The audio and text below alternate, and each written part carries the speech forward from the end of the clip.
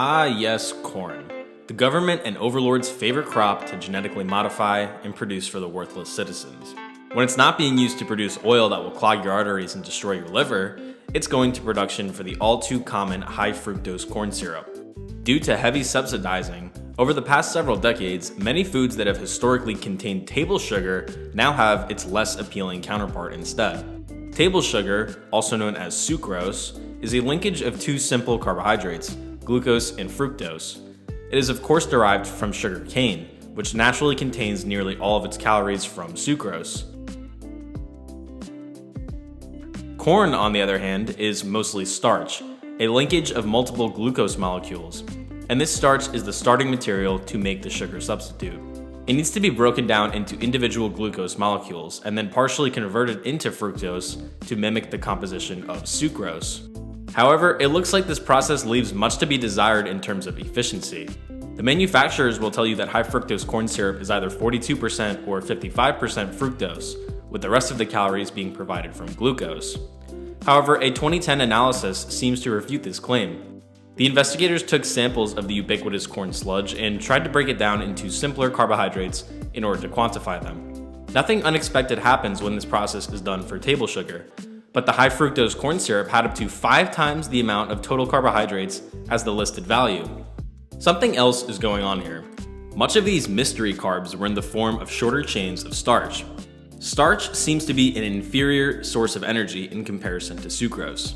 Eating sucrose increases energy expenditure relative to starch. We can see this difference when animals are fed either a high starch or high sucrose diet, the latter of which creates a leaner animal which also produces more energy and stays warmer, all of which are protective for our health and generally make us feel good. This complicates things, especially when most people assume that high fructose corn syrup and table sugar are essentially the same. However, lumping them together is a massive error that skews our perception. For example, this 2007 so-called critical examination of the evidence stated, "Studies analyzing the differences between high fructose corn syrup and sucrose consumption and their contributions to weight gain do not exist," and then conclude by saying, "The expert panel concluded that high fructose corn syrup does not appear to contribute to overweight and obesity any differently than do other energy sources." Gotta love when we vote on science instead of actually doing experiments, especially when the voters are supported by the companies who produce the substance in question. Unfortunately, this is another problem with many of the experiments in humans. Of the 7 experiments comparing sucrose and high fructose corn syrup head to head, 5 of them were funded by the corn industry and another from the USDA, a notorious big corn shill. All of these studies are pretty short and tend to poorly control for other factors in the diets or the participants. Thankfully, we've subjected plenty of animals to the corn sludge under ideal conditions to test the differences. These studies didn't get any industry or government funding, were longer, and the authors didn't even cite each other's works, a good indication to me that the results are reliable.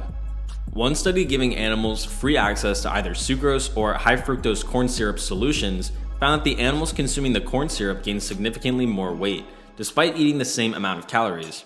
The lead researcher stated, "Some people have claimed that high fructose corn syrup is no different than other sweeteners when it comes to weight gain and obesity, but our results make it clear that this just isn't true.